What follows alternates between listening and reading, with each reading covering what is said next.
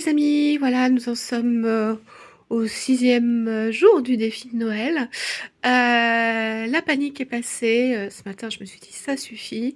J'ai fait mes comptes. Oui, effectivement, il ne me reste que 10 euros pour manger ce mois. Mais bon, j'ai une, deux, trois économies.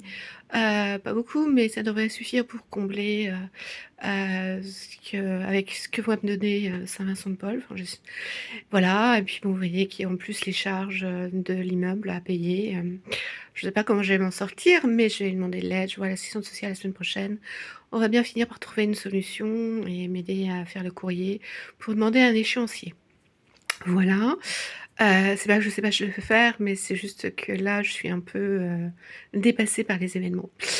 Donc voilà le compte, et puis bon, je recommençais à broyer du noir, et puis je me suis dit non, ça suffit.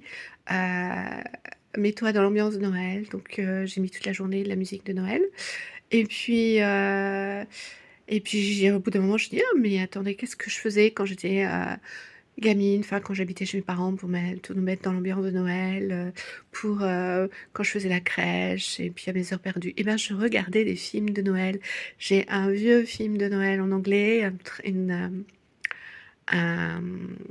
un classique, A White Christmas. Donc il est totalement en anglais, mais c'est pas grave.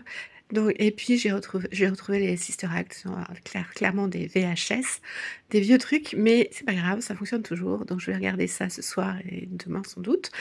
Et puis voilà, et puis je me dis bon, on continue. Donc là, elle était bien avancée dans l'après-midi.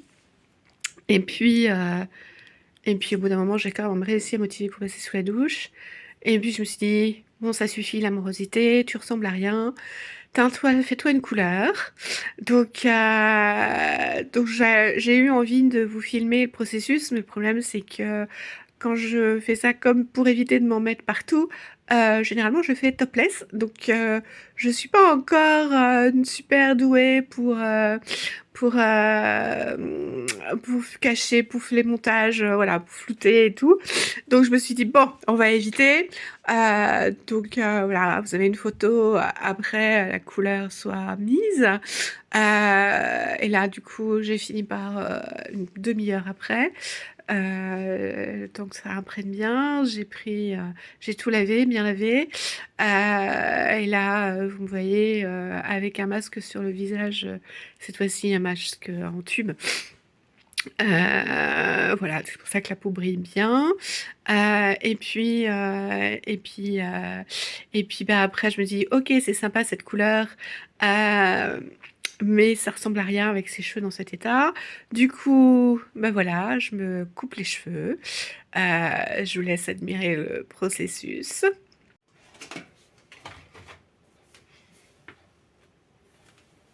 Donc, comme vous voyez, je commence par m'attacher les cheveux en une queue de cheval. Voilà.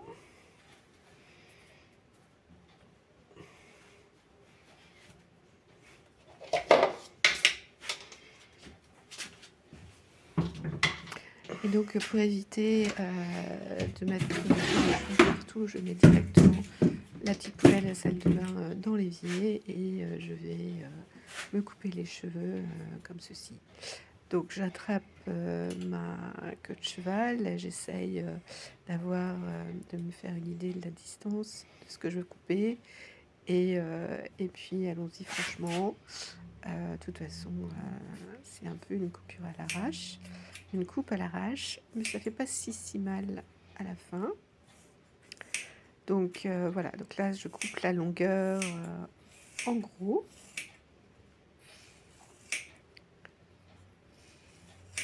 Et j'ai toujours un peu de mal avec les ciseaux pour faire les choses à la même longueur, parce qu'au fur et à mesure que les cheveux voilà, se coupent, et ben, la main a tendance à descendre. Donc là, je me suis rendu compte qu'il y avait quand même quelques petits trucs qui dépassaient. Donc je coupe vraiment les bouts. Donc maintenant, on défait tout et on regarde, on voit ce que ça donne. Ouais, ça a déjà bien raccourci. Et du coup, je fais une raie dans le dos. J'essaye de voir ce que ça donne à l'extérieur, si c'est à peu près correct. c'est pratique de pouvoir, regarder dans la caméra après. Donc voilà, donc là je me fais une raie dans le dos pour voir toutes les longueurs sur les épaules, à me rendre compte de ce que ça donne et là ça avance. Ça pêche vraiment devant et derrière c'est plus court. Donc je vais essayer de réajuster.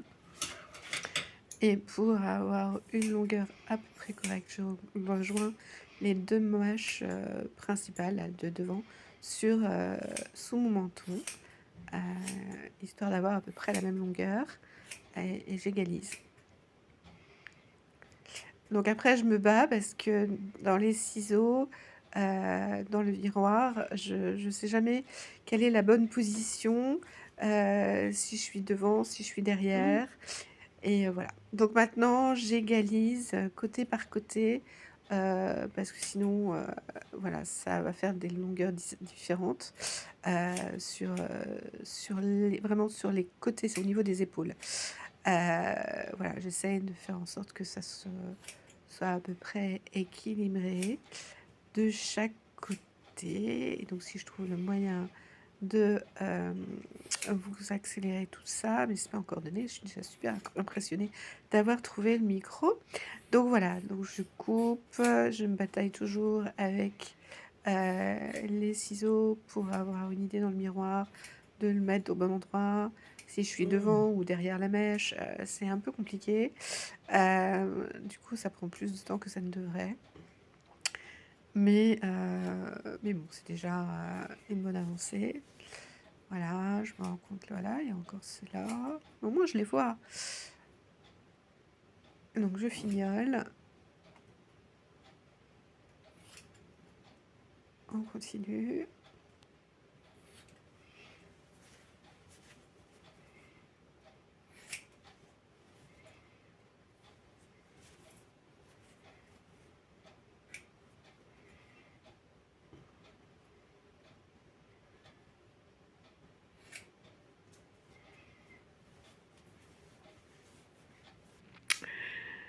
Et puis, voilà à quoi je ressemble. C'est sympa, mieux, n'est-ce pas? C'est quand même mieux. Allez, ça va, plus facile de garder le sourire même si tout va mal. Voilà, un petit peu de cosmétique. Bonne soirée à vous.